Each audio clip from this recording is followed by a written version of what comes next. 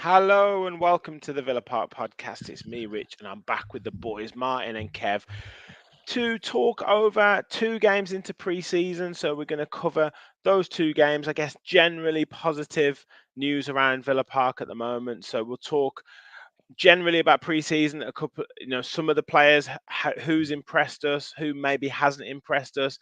We'll talk transfers as always. One Philogene in the building, potentially another tomorrow or Monday, and then some departures, and then Kitgate.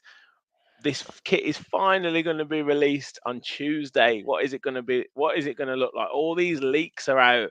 What are we to expect? But yes, and of course, your comments, your questions, please do keep us entertained with your comments and questions. And before we start, hit that like button, hit that subscribe button, help us on the road to 5,000 subscribers. We're smashing it at the moment, so you can help us. Please do like, subscribe, and get your comments in below. So, Martin, it's been a little while. Great to see you on the pod, Mm, mate. Pre-season has started. You did mention about England before we came on the show, but no more England chat. You'll be pleased to know. Pre-season has officially started. A couple of decent results, two 3-0 victories. We don't want to read too much into pre-season, but it's always nice to win. Yeah, I won't rub any more salt into the wound about the England talks now, so we can get that out of the way. Uh, yeah, it's good to be here. I've been a bit busy. I had a weekend in Scotland last week up in Cullen for, funny enough, a fan of this podcast, Gaz is his name. It was his 40th. It was a great experience. And then when I found out, because everyone's from Dundee that was there, they don't call it a roundabout, they call it a circle. And my head was going 90s. I was like, I get the logic that it's a circle in the middle of the road, but at the same time, would you not just call it a roundabout because it's round and you have to go about it? Oh, it was a complete debates going on all night, and all the Scots just said, "Shut up." There's more of us than there is of you. It's a circle. I went, okay then. Martin, just to let you know, we call it a traffic island in the Midlands, usually. So Here's another no one. He's roundabout, going to mess with his head. no circle. Traffic island. Yeah. Yeah. But Look how fast before that we bloke went round the island, mate. That's Jesus, true. That is true, Jesus, Kev. That Jesus is true. Christ. Yeah, that's how it goes over here. But before we get sidetracked by roundabout circles or islands, Martin, pre-season, it's good to get a couple of decent results under our belt. Yeah, it's good to get two games on the belt. For me, preseason, I've always said it. I'm never worried about preseason whether the results are good or whether they're bad. It's always just from minutes under the tank for the players to get the fitness up. Any cobwebs that are there, it's great to get rid of them in like the first two games and building up confidence for the first game of the season, which is always the big thing and it's the main thing, because if we didn't have any preseason friendlies and you're just doing training and you're going into the first game of the Premier League, everyone's going to be rusty. So it's always good to get these games, two games in 1 week, to get rid of the cobwebs. And tougher opponents going to be coming up now in the next few weeks. So it's definitely a good momentum that we have going on at the minute, and hopefully we can keep picking it up. Yes, exactly. And Kev, you were at the game on Wednesday night against Walsall. And before we get into some particular players over the last couple of games that have impressed or not quite impressed as much as we wanted them to, albeit as Martin said, you don't read too much into it. Like I say, two clean sheets, 3-0 victories, utilising some of the young players as well, getting used to Unai Emery's style. This is what it's all about, really, isn't it? Yeah, I mean, obviously, you don't expect too much. That old cliche, it's like watching a preseason game, but it has literally been like watching a preseason game, particularly when I didn't see today's game. I've seen a couple of the goals, but certainly at Bescott. But what more can you ask for? A couple of 3-0 wins, a chance to see some of the new signings, some players that we'd forgotten about or didn't know were going to come back from, like a Barry and an Archer, that type players. Players we thought we might see, Buendia, Mings, no sign of him really at all. Mings obviously hasn't even been, I don't think, doing proper training. So, I mean, there's just still a few question marks, as always, in the world of Villa. And things will never always be perfect, as we'll come on to with the kit, because, if it was all totally seamless, I think we'd rather have a really, really lovely kit, but be like languishing in the middle of the championship. Probably that'd be better, wouldn't it? So Yeah, there's always got yeah, to be something, yeah. hasn't there? Always There's got to always be got to something. be something we're moaning about. Yeah. But yeah, like you say, mate, it's been it's a bit of a strange pre-season every time there's a big tournament because we're still waiting on the likes of Watkins, Konsa, Martinez, Matson, McGinn, Tielemans, obviously Onana potential to come. We'll talk about him later, but there's so many players who are still waiting to kind of start their pre-season that it's very difficult to read too much into these games, Kev, because like I say, there's so many big first team players to come back into the fold. Yeah, and you could have players that impress that then we might not see again. I mean, I remember being Mm. super impressed last season with obviously Philogene, and he went. I thought Coutinho looked quite good actually. There was a little cameo we had where with him and Buendia were linking up pretty well in one of the games, and then he's gone. You could see some players now thinking, "Oh, could they do a job this season?" Next thing you know, they're out the door. Could happen. Mm. Um, I think we spoke briefly the other day about that whole the range of options that we've got, particularly in attacking positions or left back. Something's got to give somewhere. You can have a player that's doing okay. Obviously, Dendonka's been involved, hasn't he? But I wouldn't expect him to be around. Mm. A couple of the young centre halves have looked decent as well, but In my opinion, in his performance today, I don't think don't think well, many people will want him around for I, much longer. To be he honest, wasn't great against Walsall, to be fair. But the fact that he's playing, obviously, I don't know. I don't think he's going to stick around clearly because he wasn't involved last season, but much. But if you look at, I don't know, is there a better option to play in there with when you haven't got Onana, you haven't got Tielemans, you haven't got Kamara? Probably not. So maybe it just keeps it ticking over, doesn't it? yes, exactly.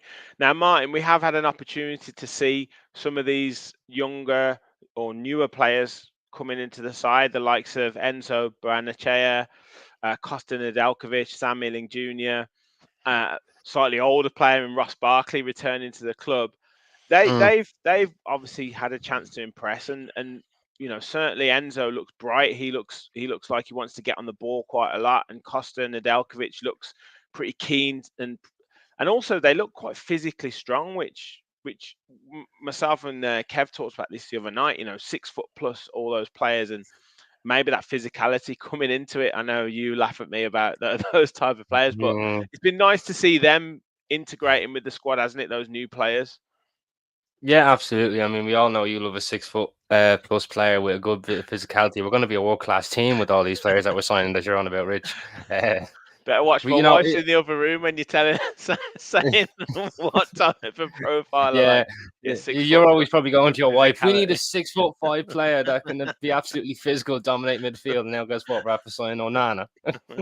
Yeah, exactly. But yeah, I think Nadal Djokovic, he actually looks a real player, doesn't he? Like, he's very keen to get up high up the pitch. He's very keen to get on the ball, make things happen. He's not afraid, and for a young lad, he's definitely shown a lot of confidence, which is always good to see.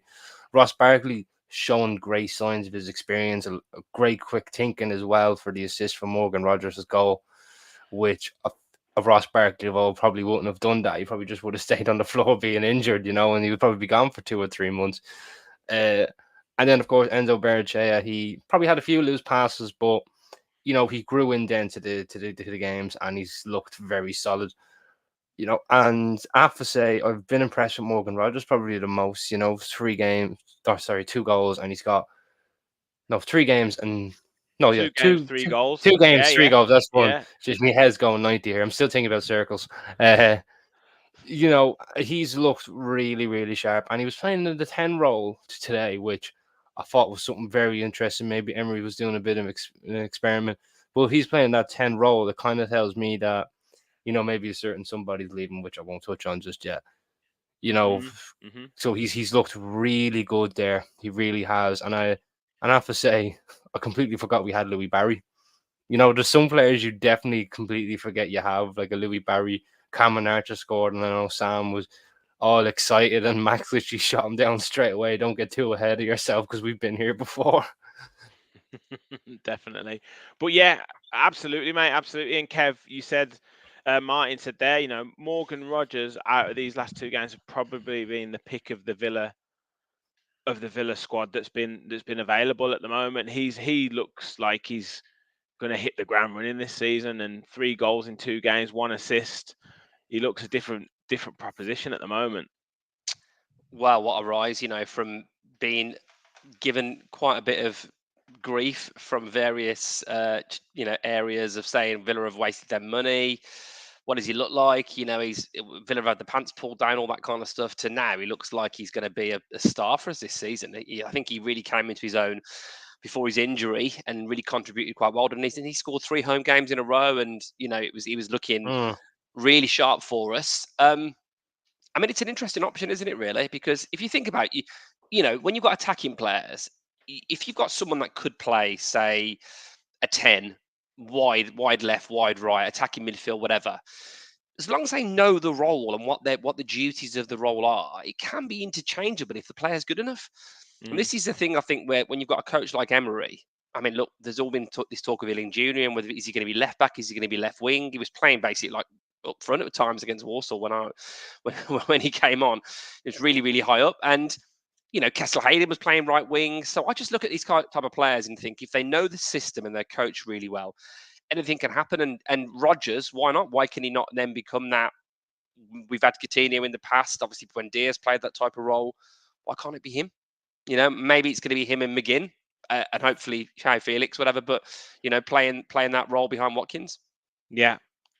I mean, he's looked really good, Rodgers, and a couple of scrappy goals, but they all count, and you want to be in the box to put them away.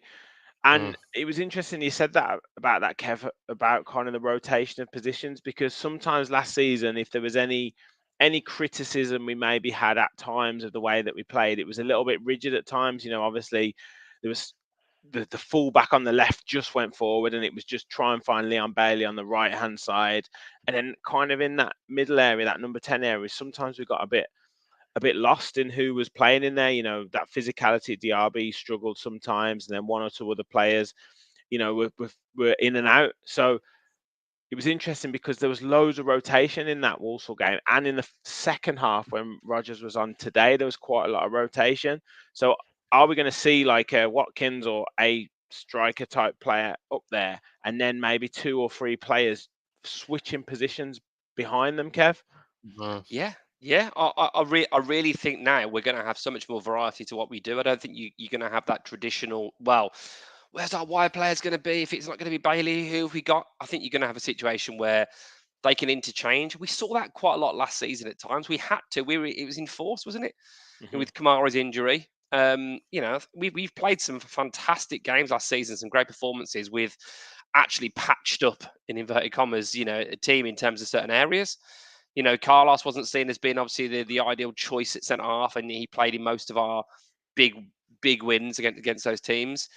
Obviously, McGinn and Tielemans were next to each other at times when Louise was out and Kamara was out. So, but it's those forward positions, I think, where we've probably been left wanting at times. Obviously, with Bailey being slow for a couple of seasons, and then when Bailey was carrying an injury and Diaby wasn't quite at it, we were bereft of options with Ramsey's injury as well and Buendia being out.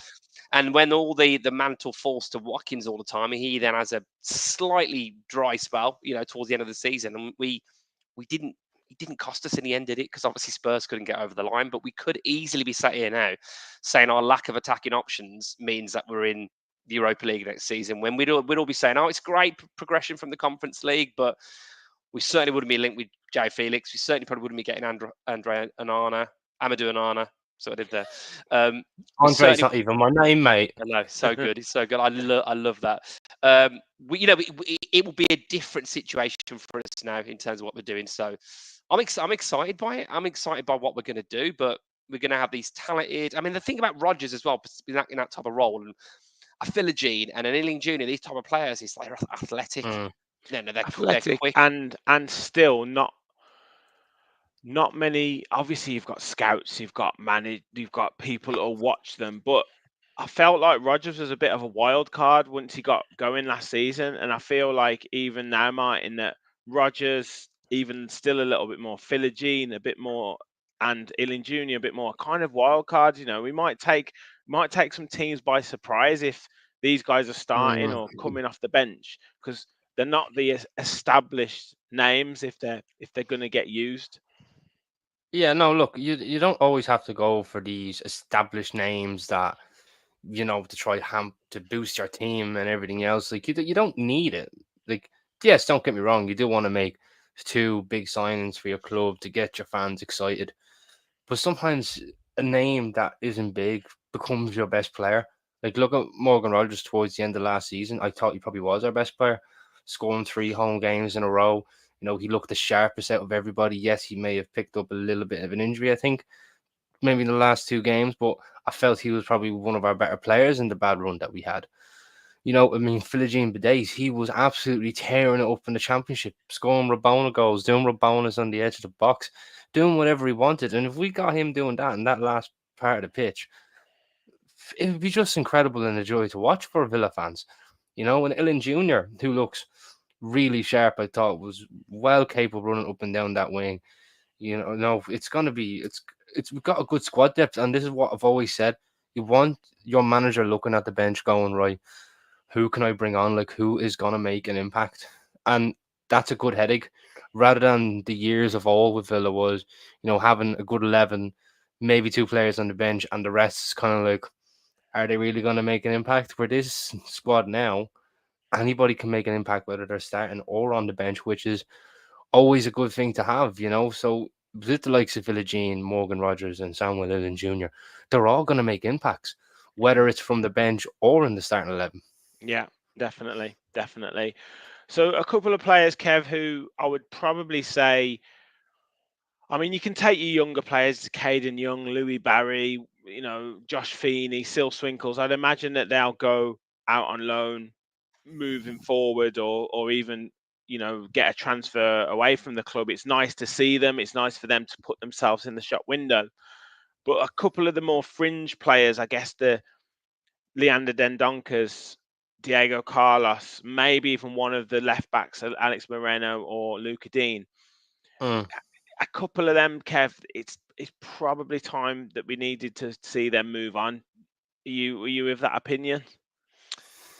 Yeah, absolutely. Well, I would say maybe not say for Carlos, because I think Carlos at the moment, as the squad is not fringe at all. I think he's going to be probably a starter.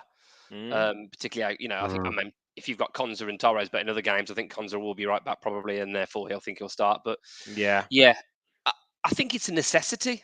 I think we have to sell some of these players. Otherwise we're going to be asking the Premier League if we can register 48 players.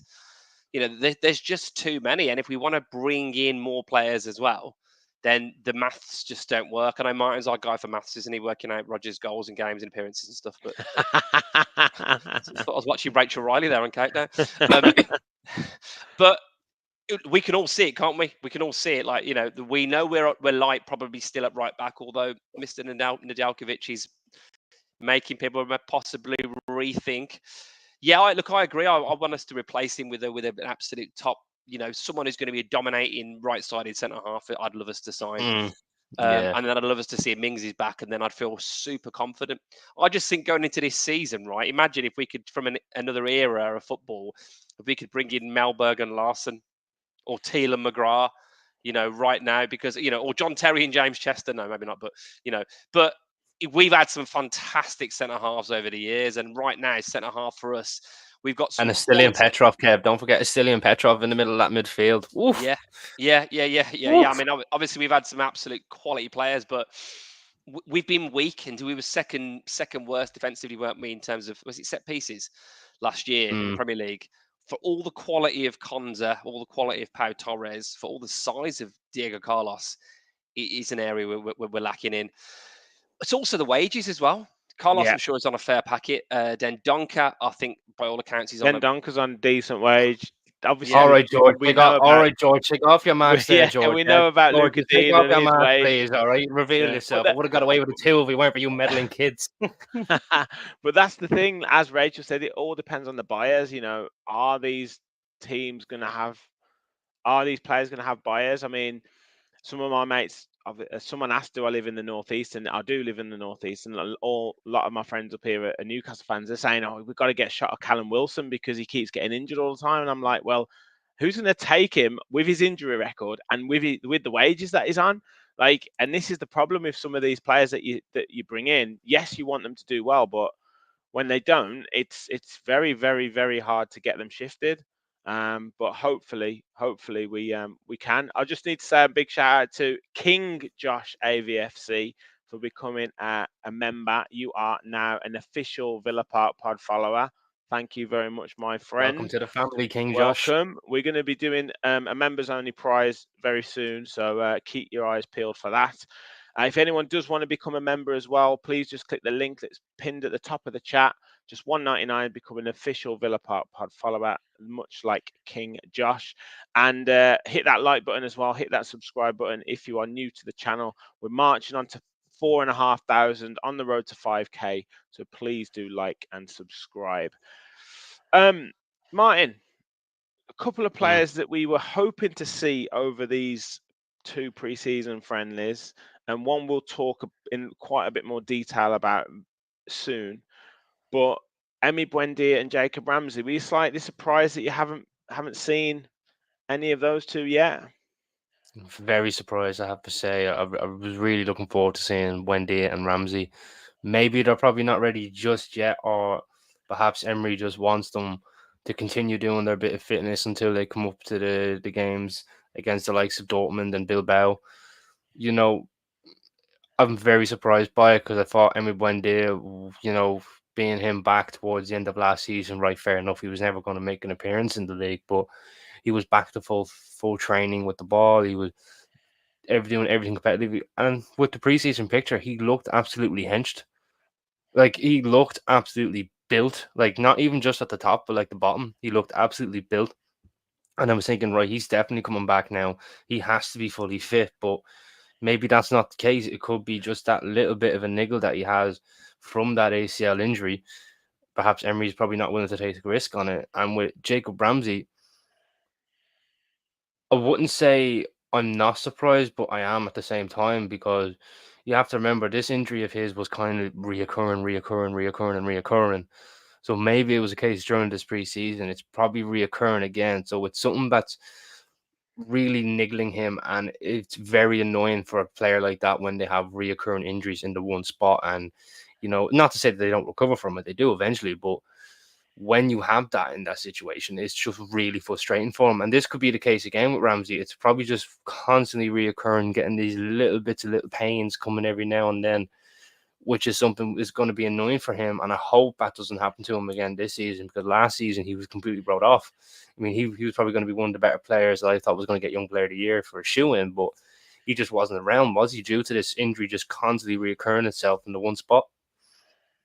Yeah. I mean, Kev, Emi Buendia, it would have been really nice to see them. Do you think that Emery's kind of waiting until this USA trip? I'm sure they will go, whether it's just to train and maybe not feature in the games, but it is a shame that they haven't. And I guess leading on to that, a lot of people in the chat have been talking about it. The Tottenham rumours, are they just a red herring, or for JJ, or is there actually something in them? Well, to talk about obviously their involvement first of all, I'm surprised. But then if they're not ready, they're not ready. And and JJ certainly has been rushed back probably too soon at times. The Wendy one's an interesting one. It just goes to show how bad those type of injuries are, and let's not forget they can still be career ending. Even in this day and age, even with modern medicine. We've come on leaps and bounds, and people generally do recover now from ACLs, but yeah, obviously it's happened a lot more, particularly in the women's game. Actually, they happen a lot in that, don't they? But it happened in August, and he was supposed to be out for up to 8 months. Well, it's been basically 12 months now, and he's still, not featured in a game. So, and it makes me think whether, if there is something longer term with that, whether, same with Mings, will they ever come back to the level that they were before? Player. Yeah. You hope so. And does that then factor into a magician like Emery and obviously Monchi and Vidigani? Do they think, well, do we have to think about a world beyond these players as much as we'd say that with a heavy heart? It's really sad. The Ramsey ones, in terms of the rumours, I can't see it. I mean, I actually really like Lo Celso. I think he's a good player. Do we need Lo Celso? That's what I would say. I mean, if someone comes Yeah. in with 60 million, 70 million, they won't. But if someone came in for that, I just want to clarify, for the straight cash for Ramsey, I think you'd probably consider it based on the FFP and PSR that you can offset it against him being a homegrown player. But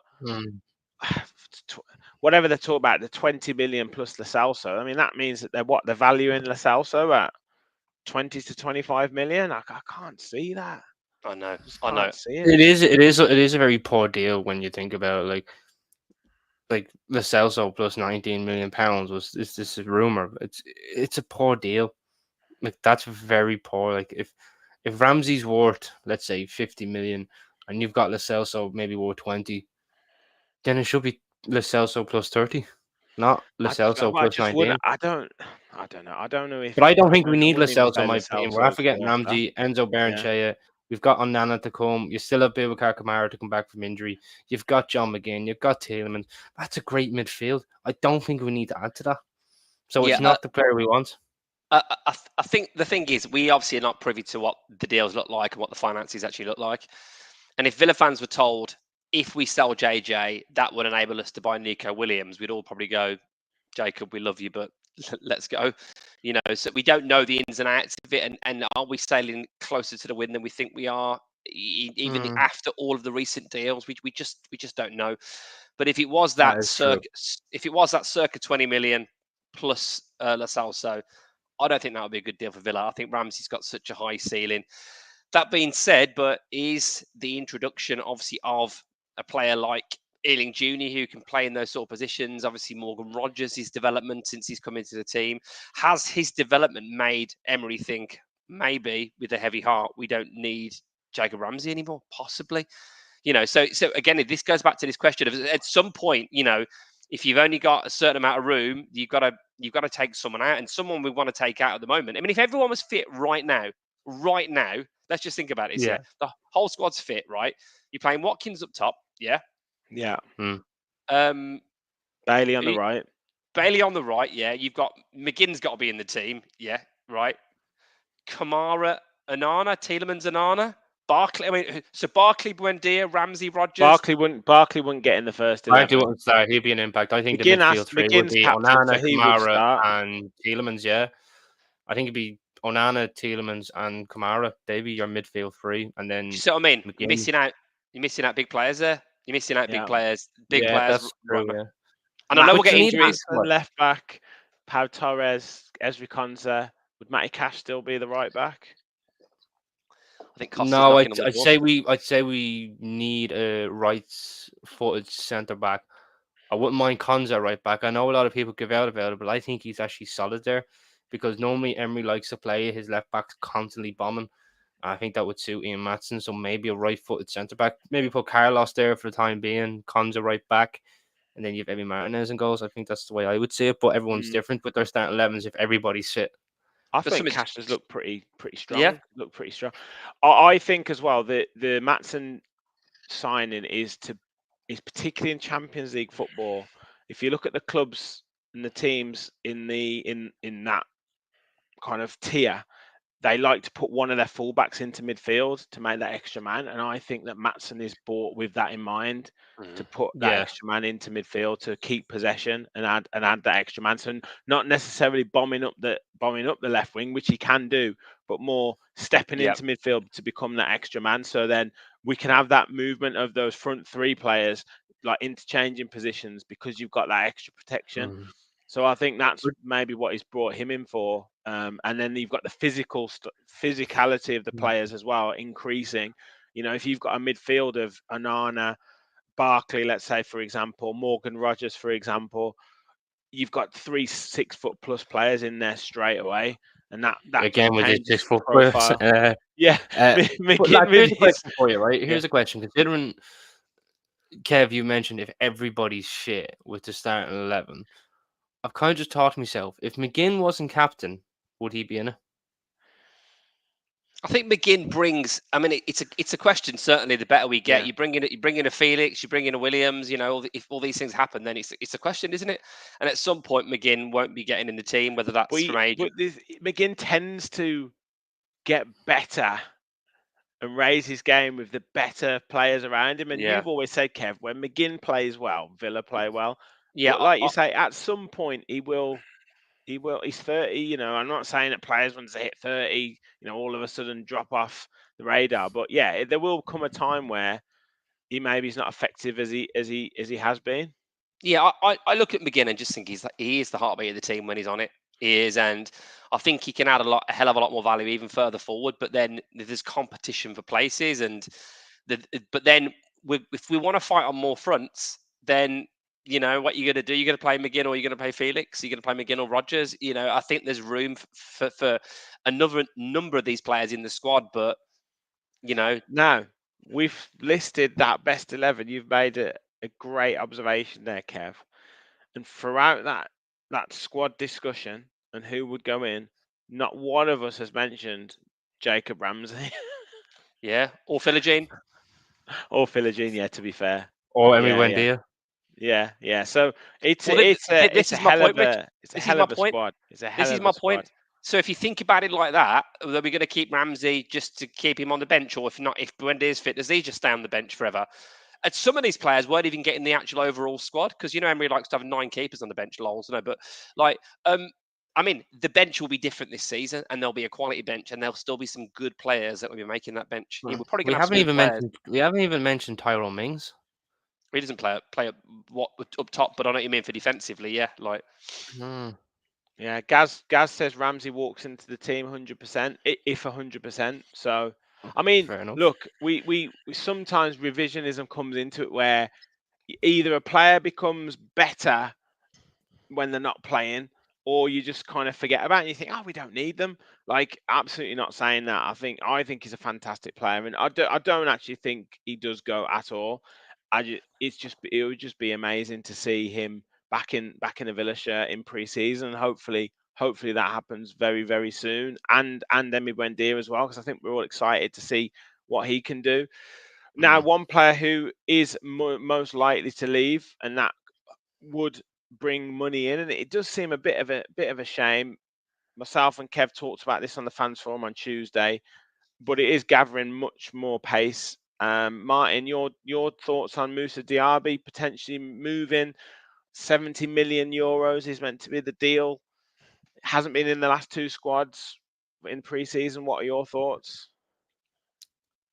Clearly, he wants to move, you know, and I've always said that if players want to move, let them go, because the last thing you want is an uncomfortable player in his restroom because he didn't get his way, or agents didn't get their way and everything else. Like, it is a bit disheartening. He did create the most chances for us last season, and he had a quick fire start, didn't he? And then he kind of like faded away, and then he kind of came back. So like he was finding his feet, and I wouldn't mind if he stayed for another year, just because, you know, maybe to see where he is then. But maybe he just feels that England is not the place for him. And I think you have to remember, he might be Muslim. I could be wrong now in saying that. So that move was probably attractive to him with the Muslim culture and everything else. So I think 12 million, 12.5 million dollar a season fair. contract might be more No, attractive look, to him, but you know.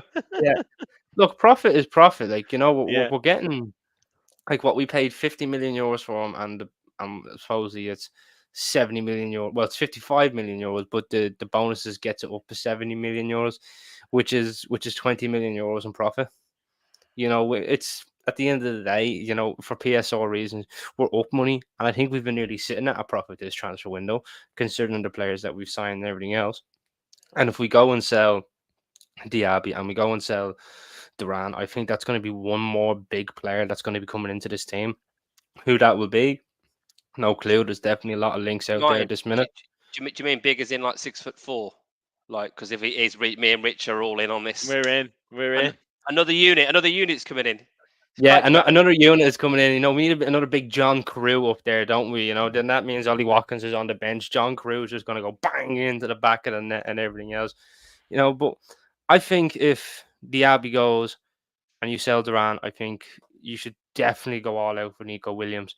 Or this is my dream one. You definitely go all out for either Danny Olmo or Jeremy Frimpong. That would be good. Would be Credo said there, hit the like. We've got 114 watching on YouTube and only 24 likes. We've actually got nearly 300 watching across X and YouTube. So please, guys, hit the like button.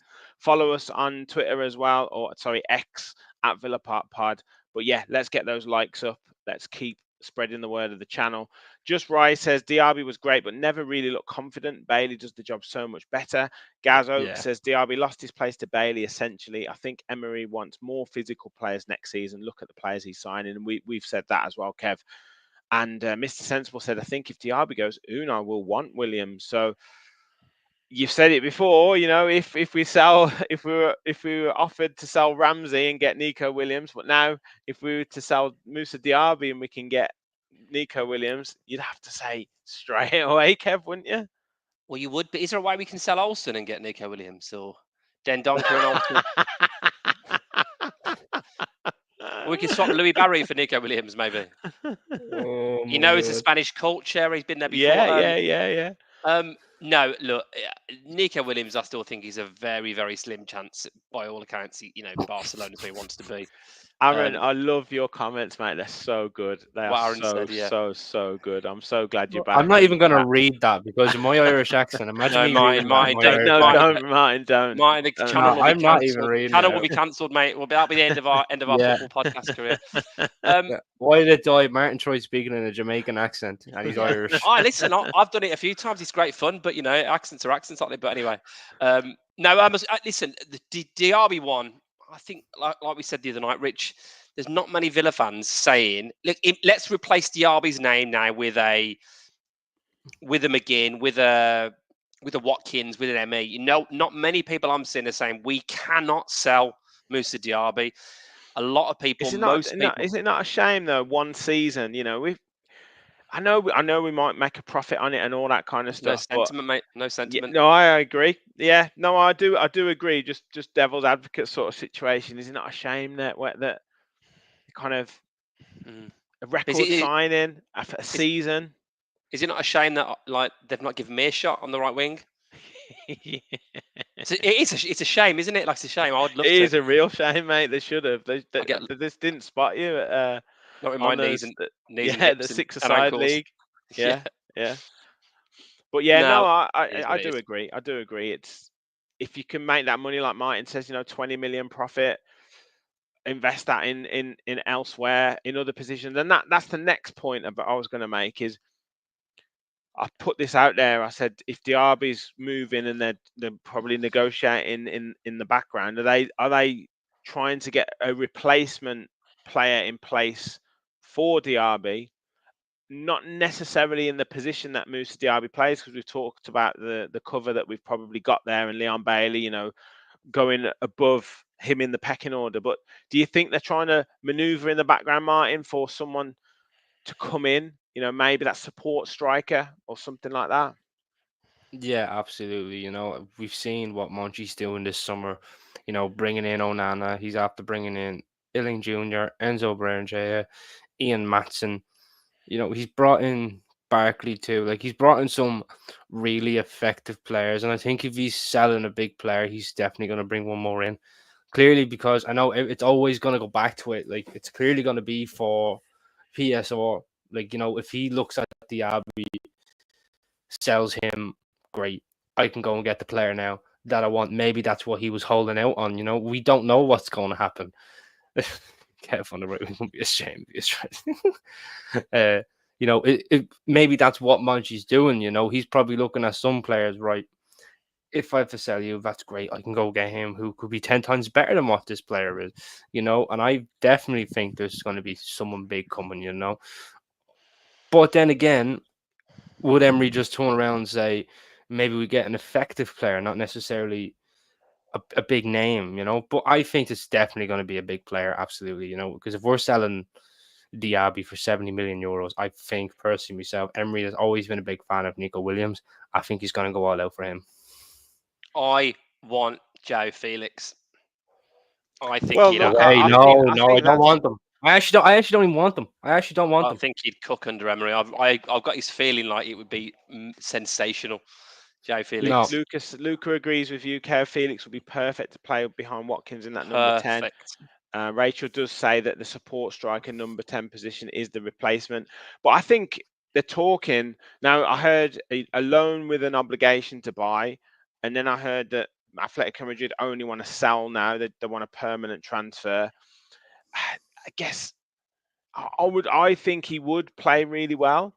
But then you've got the physicality implication of the Premier League. Yes, he's had experience at Chelsea. You've also potentially got the wages. Now, I would imagine that Joao Felix is on pretty big wages. Now, if George was here, he would be saying the same as me.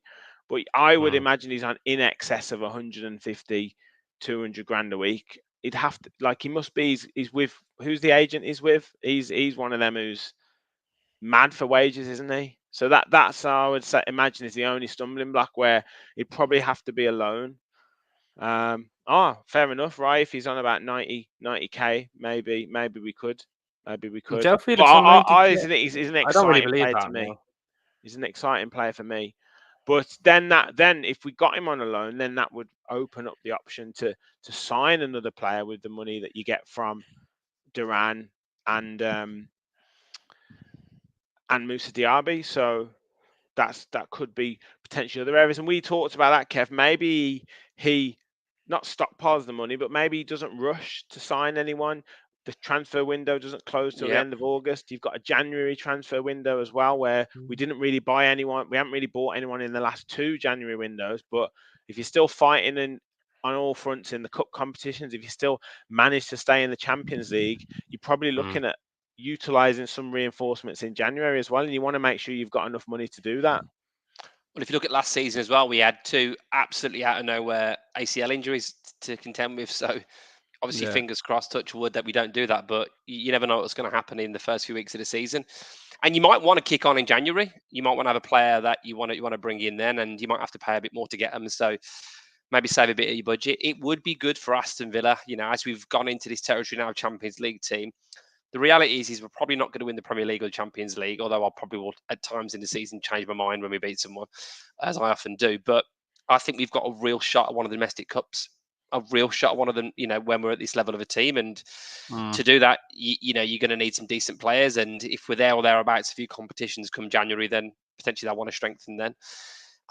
That being said, but, are they still going to be clever? Because it comes back to this point I made earlier about if I told you I could give you this, if you've got to give up that. Well, let's talk about another one. We've got Nedeljkovic looking really good. Say we bring in, I don't know, a Felix or a Williams, and it's like, well, maybe, but if it's on loan, then okay, you got the money from a Duran sale and a Diaby sale. Well, what about if you bought in a Frimpong or a Dumfries, but you sold cash? Would you sell cash to get Dumfries or Frimpong? We probably would. It probably wouldn't be that much more money comparatively if you got 25 million for cash and 35, 40 million for one of those. It's with the money you might get from Duran and you might make on Duran, it might all balance out. And this is the thing, isn't it? If you can make a deal happen, does that mean how much is Bellingham? That one's we definitely might not get. happening. He's a blue. I like it, guys. I like Can it. I say something controversial? We've got a dream, guys. We've got a dream about these signings. We've got to be wheeler dealers here. This is what Can I it's say about. something controversial about Bellingham? I think he's up his own arse a bit. And I like that, good players are arrogant, but confident. But I think he's a bit too up his own rear. But anyway, that's just my view on him. No, I don't. We're getting off topic here. I don't disagree. I think he had a really good first half in the first game of the Euros, and then he had a great moment in the last 16 game. Apart from that, I thought he was pretty ordinary, and I think we didn't find a place for him in the side. Now that could have been because Harry Kane played like an absolute wet fart for the whole tournament and couldn't hold the ball up to save his life. But yeah. Anyway, no more England chat. I digress. Rachel said Bayer for me in a striker or support striker roles. Use the squad for the number 10 role. Young, value, and will improve. Plus, can play as a solo striker. Now we have been linked with him as well, and we've been linked with that Semi Kishloy from Besiktas again. And apparently, we'd put a bid in for him and offered Alex Moreno, so that could be one. Martin, what about Julian Alvarez? I'm seeing a lot of Julian Alvarez in the yeah, comments. I'd like him. We obviously didn't we go in for him a few seasons ago before we did go to Man City. I mean, he would be excellent. Be interested to know again wage wise what he's on, but he would be excellent for me as well. A few people in the chat saying no, but I would like him.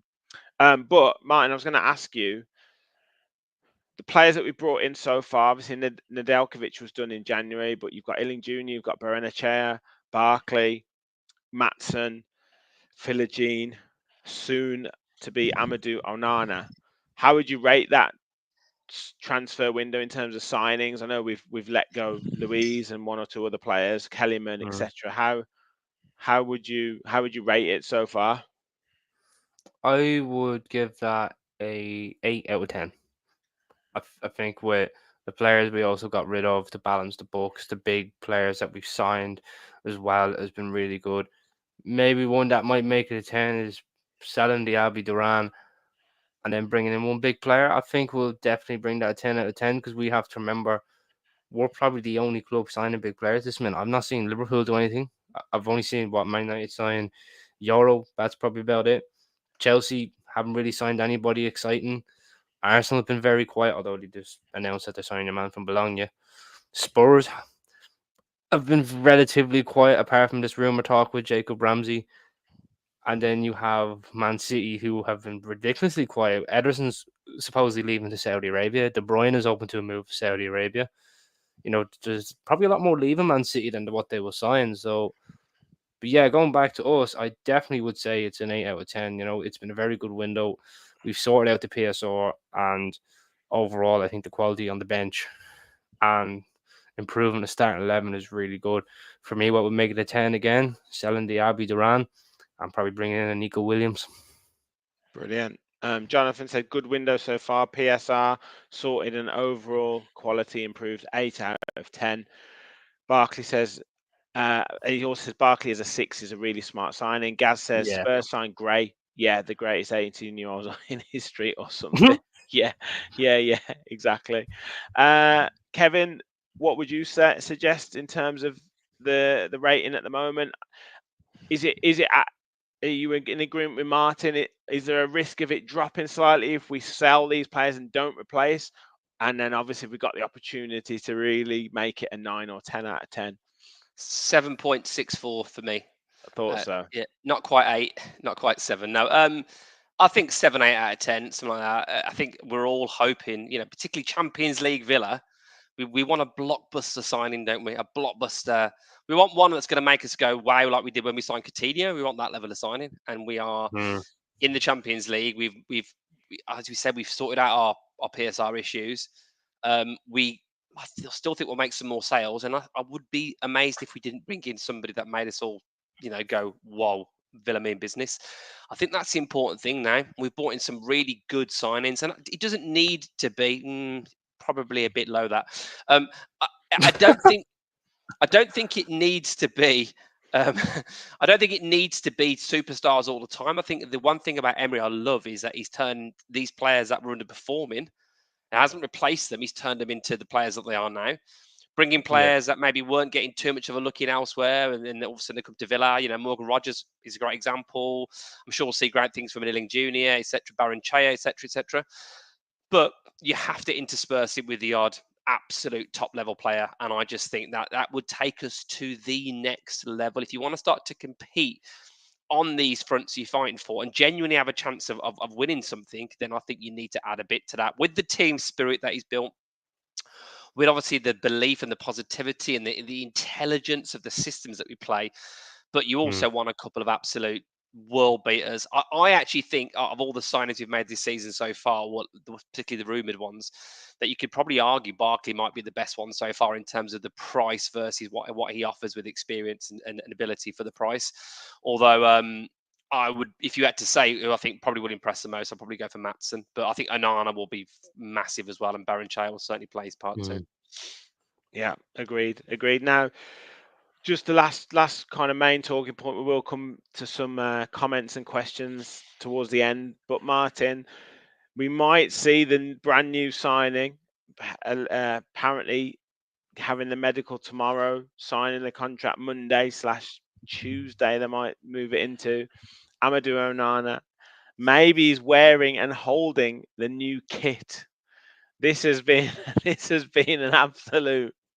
I don't know what it is on social media.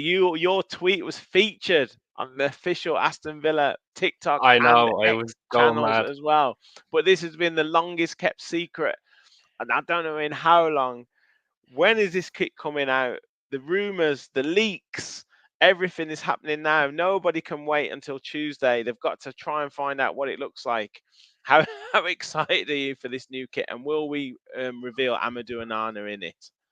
I am buzzing, right? Because that tweet I put out about waiting on the new Villa kit, like, and the skeleton there with the cup. Funny enough, it only got 25 likes and 2,700 views. But I'm glad Aston Villa was one of them, right? And they put it up because I seen it. I didn't even seen it through Aston Villa. I seen it through a different account. Can't remember the name, so please forgive me if you're watching. He said, "Who made it?" And I was looking through it, and I literally seen my name there, and I went, and I wiped my eyes and all. It was because I was only just awake. I was like,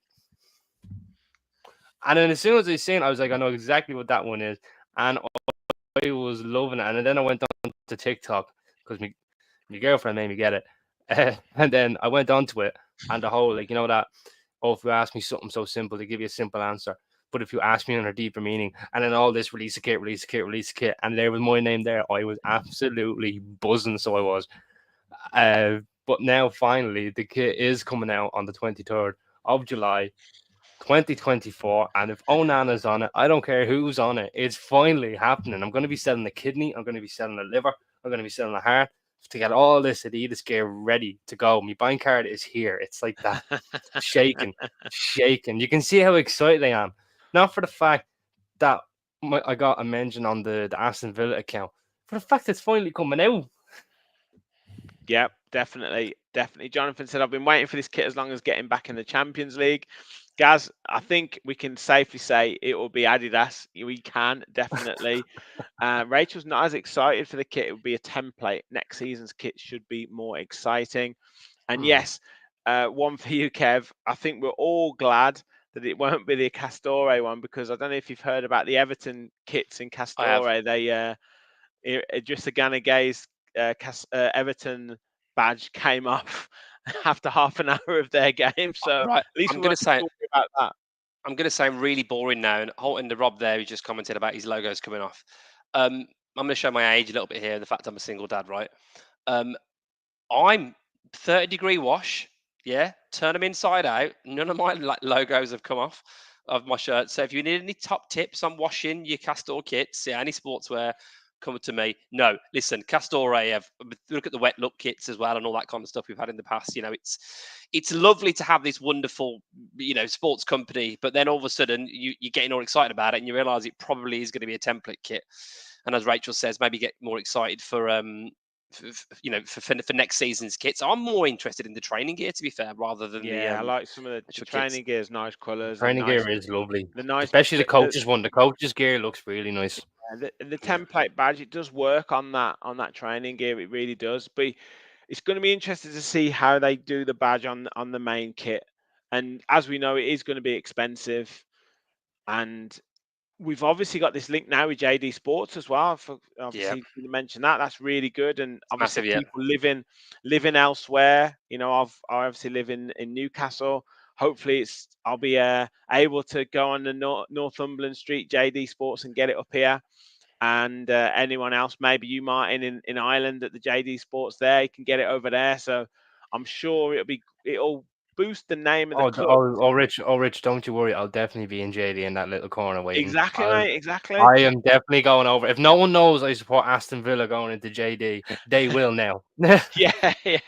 But Rich, this is Rich, all wait, part of it, though, Kev, isn't it? This is all part of it. We haven't had this situation for a long time of being, sold in shops nationwide. It's always been done, through kit bag or whatever. And now we can see our kit next to that Man United kit or the Arsenal kit. Yeah, I was going to say. I was going to say the way it's going, obviously, is part of this commercial revenue increase, isn't it? Yes. It really is. Look at how much Aston Villa as a brand has grown, and obviously the revenue's going up. I think it's all part of what Heck's been doing, and he obviously is doing a fantastic job in terms of that. And at first I was like, JD Sports and what? But then when I thought about it, rather than just a brief sort of reaction, I was like, hang on a minute, yeah, you're going to JD Sports, even in Birmingham City Centre, you can't buy the Villa kit. So, the fact that as we get bigger as a brand and we buy better players and we do better, there might be kids around the country thinking, oh, I really like Ollie Watkins.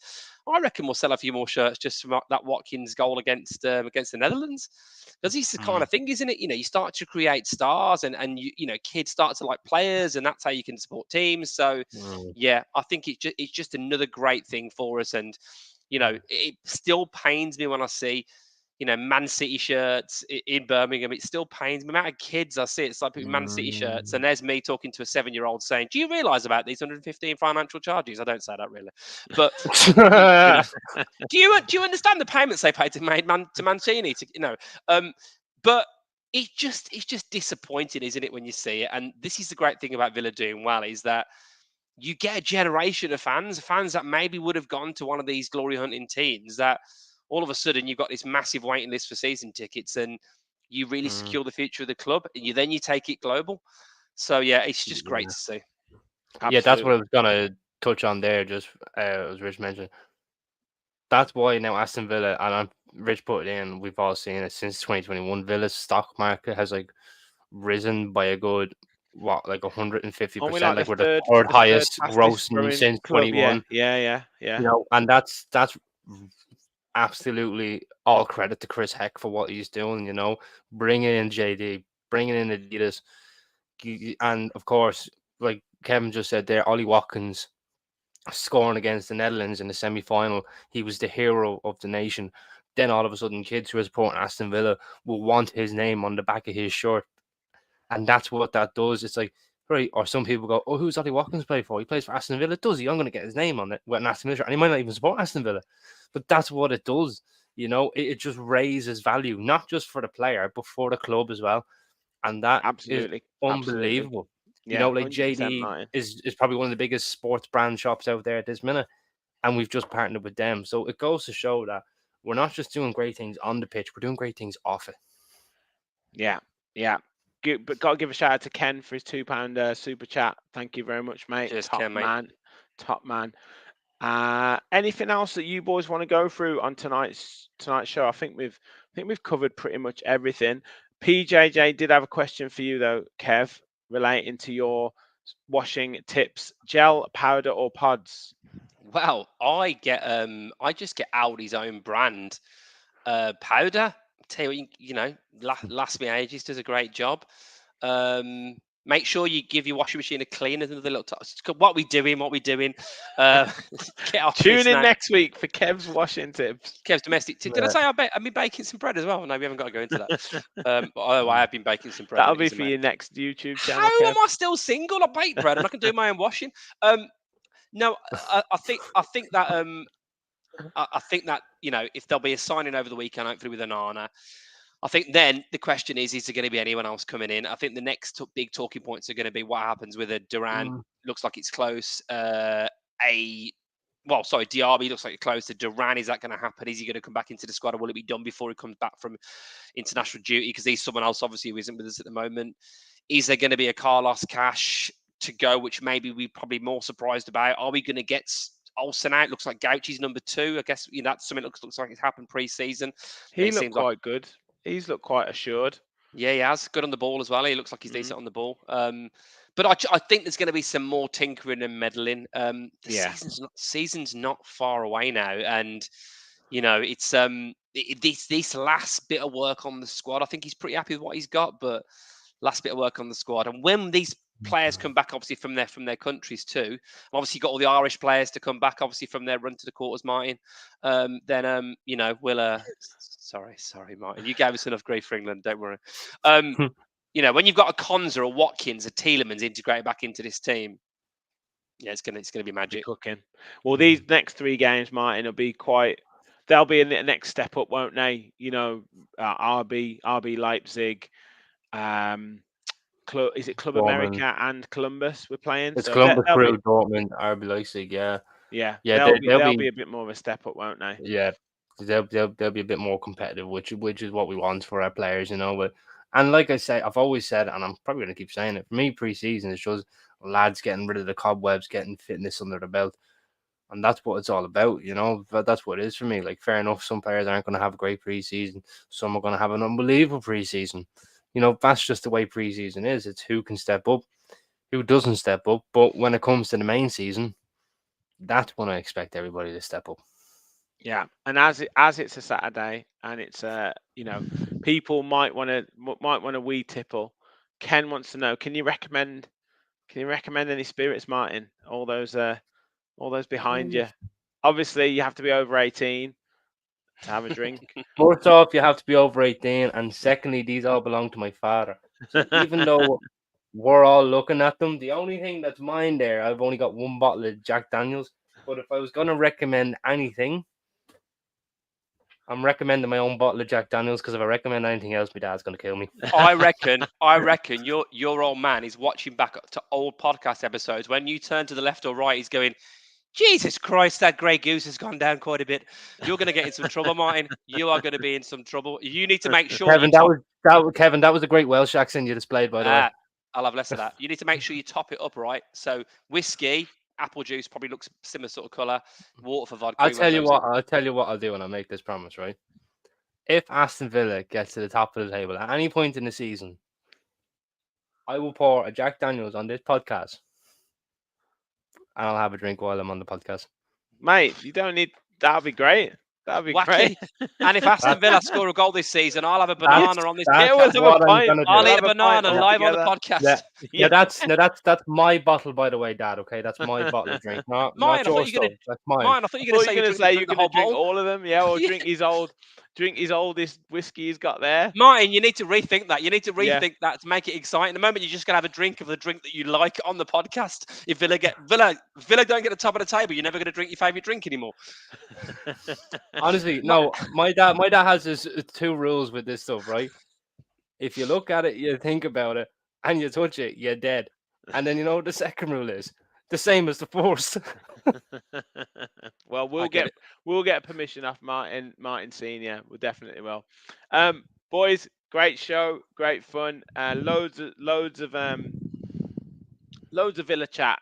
There's so much good stuff going on at the club at the minute. So yeah, great stuff. Just Rice said join his fantasy league, KGVM1R. We are going to do one as well, definitely. So look out for that as well. But yeah, join Ryan's fantasy league. We'll be back later on this week, or next week, sorry, with the fans forum. I'm sure there'll be plenty to talk about on Tuesday night. Kit release, Onana signing, American tour, all that jazz. Maybe a couple more transfer rumours, which I'm sure there will be. Maybe Moussa Diaby moves on as well. So there'll be loads to talk about. Make sure you hit the like button, guys. Make sure you hit that subscribe button on your way out. Thank you, everyone, for watching. And as always, remember, we all follow the Villa.